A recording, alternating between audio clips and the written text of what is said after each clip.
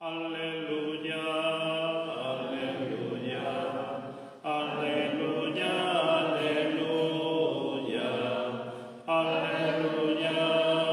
aleluya, aleluya, aleluya. Porque me has visto, Tomás, has creído, dice el Señor. Bienaventurados los que crean sin haber visto. Aleluya, aleluya, aleluya,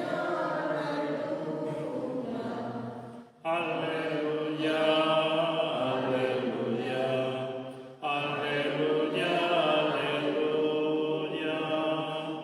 El Señor esté con vosotros.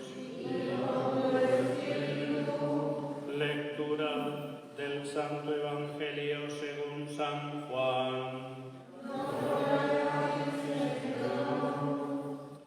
Al anochecer de aquel día, el primero de la semana, estaban los discípulos en una casa, con las puertas cerradas por miedo a los judíos. Y en esto entró Jesús, se puso en medio y les dijo: paz a vosotros. Y diciendo esto, les enseñó las manos y el costado.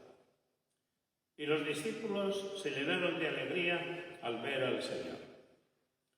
Jesús replicó: paz a vosotros.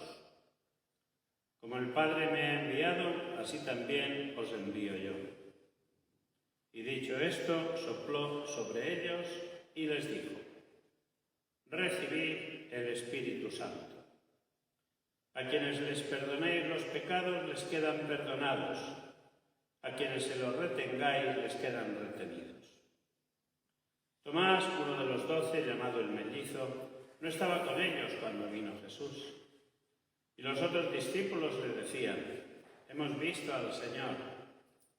Pero él les contestó: si no veo en sus manos la señal de los clavos, si no meto el dedo en el agujero de los clavos y no meto la mano en su costado, no lo creo. A los 8 días estaban otra vez dentro los discípulos y Tomás con ellos.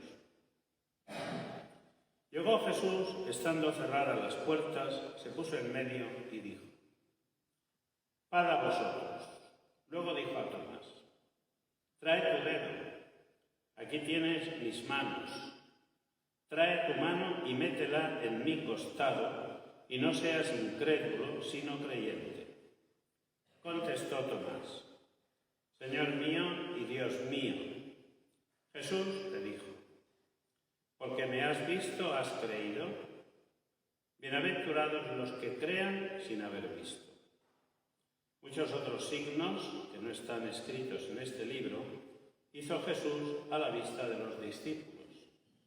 Estos han sido escritos para que creáis que Jesús es el Mesías, el Hijo de Dios, y para que creyendo tengáis vida en su nombre. Palabra del Señor. Gloria a ti, Señor. Gloria a ti, Señor. Gloria a ti, Señor, por tu palabra. Queridos hermanos, estamos celebrando el segundo domingo de la octava de Pascua. La octava de Pascua es un tiempo litúrgico que dura 8 días naturales, de 24 horas, pero que sin embargo es un solo día. Para la Iglesia es un solo día.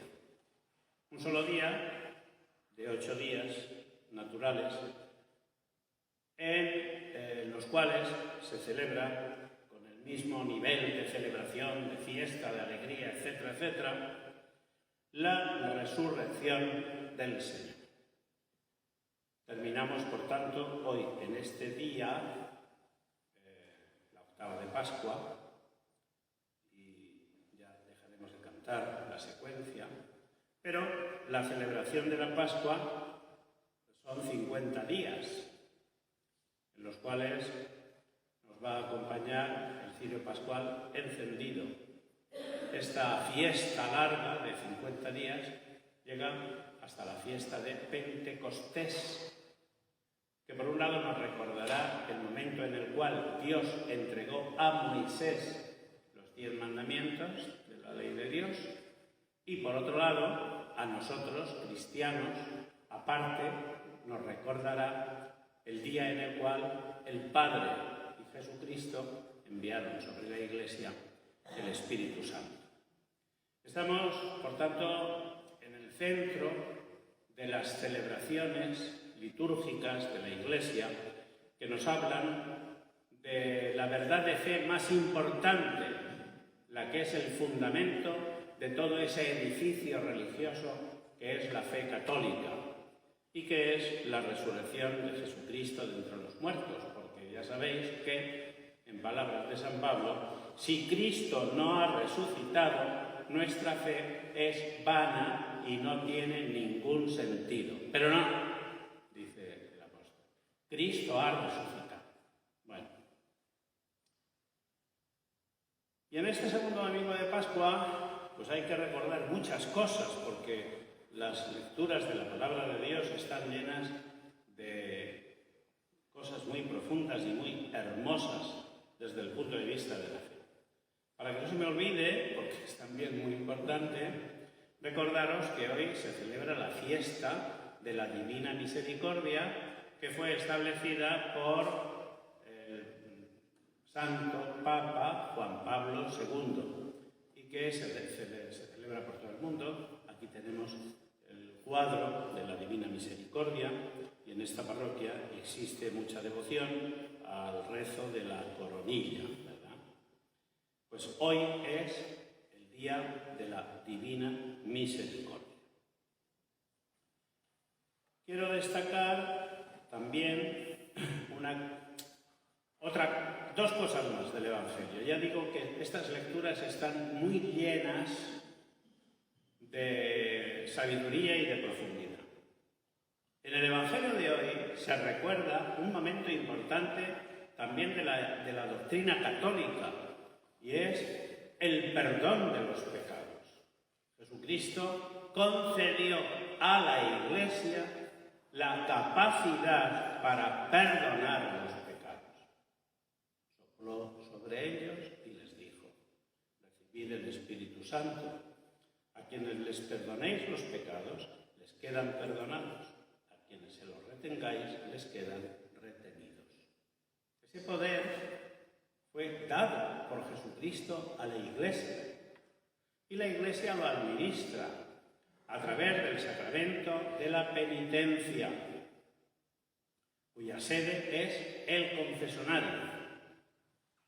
Hay que acudir al confesonario, que a veces se llena de telarañas, porque los cristianos huyen de la confesión, cuando deberían estar dando golpes ahí, llamando: señor cura, que me quiero confesar. Pero sin embargo, pues parece ser que se huye de ese remedio de salvación que Jesucristo regaló a la Iglesia y que la Iglesia administra para bien nuestro y para nuestra salvación. No debe pasar mucho tiempo sin que acudáis al sacramento de la penitencia. Después también recordaros otro dato muy hermoso en la lectura del Evangelio, y es el siguiente. Desde el principio, los cristianos tenían al principio una cosa clara: Jesús es el Señor. Esa era la profesión de fe. El credo que nosotros hoy rezamos, si le hubieran preguntado a los primeros cristianos, a los cristianos de la primera hora: ¿y cuál es tu fe? Jesús es el Señor. El Señor de la vida y de la muerte, el Señor del universo, el Señor del cielo y de la tierra. Ese hubiera sido el credo: Jesús es el Señor.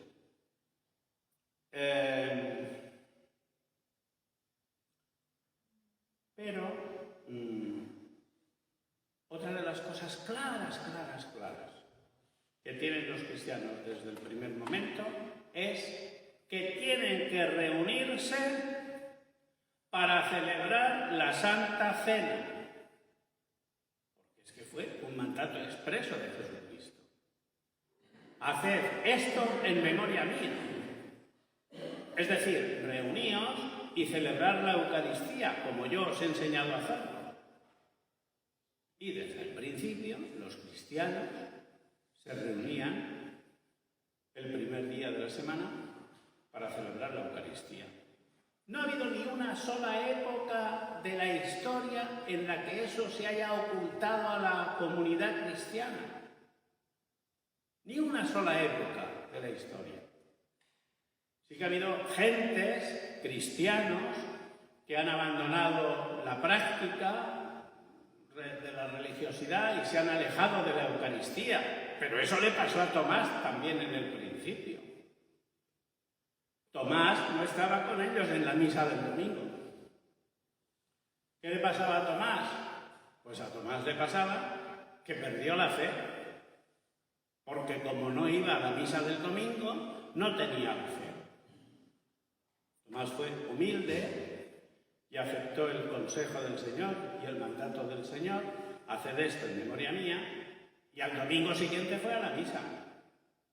Y entonces descubrió la fe, volvió a la fe de la Iglesia. Pero el no ir a misa es muy importante, porque desobedeces un mandamiento de Dios, de Jesucristo. Te apartas de la comunidad. No recibes la lluvia copiosa y abundante de la palabra de Dios que se siembra cada domingo.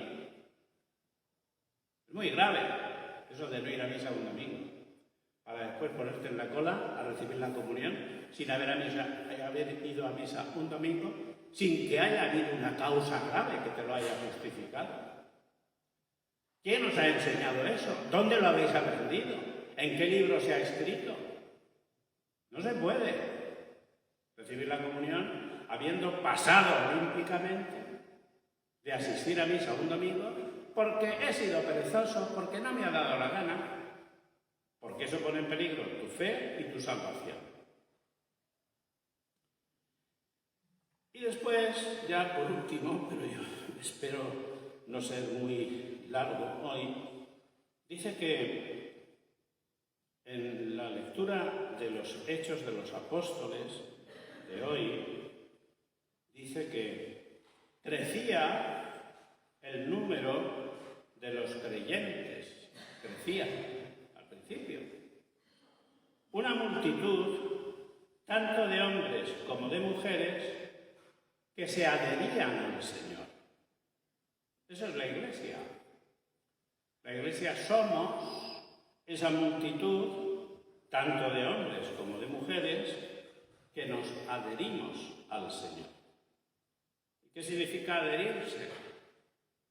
Pues en el diccionario de la Real Academia de la Lengua, adherirse es cuando juntas una cosa con otra mediante una cola o cualquier otra, de modo que esa unión es tan grande que casi no diferencias una cosa de la otra.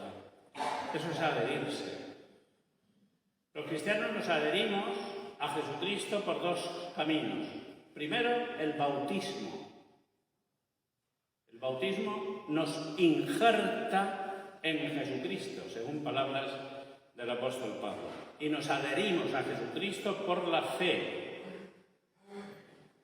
Por la fe que Jesucristo nos predicó, que los apóstoles nos han enseñado y que es la fe católica. Y hay en este mundo en el que vivimos muchas incoherencias de muchos hermanos nuestros con la fe de Jesucristo. Respetar la vida de los niños no nacidos, de los ancianos, enfermos, la propia vida. No respetar la vida va en contra de la fe de Jesucristo. Vivir en pecado con el divorcio, con la fornicación, con el adulterio. Eso es ser incoherente con la fe de Jesucristo. No asistir a la misa dominical, que hemos hablado antes, también. No recibir los sacramentos. Nos ha dejado Jesucristo 7 sacramentos y pasamos olímpicamente de ellos.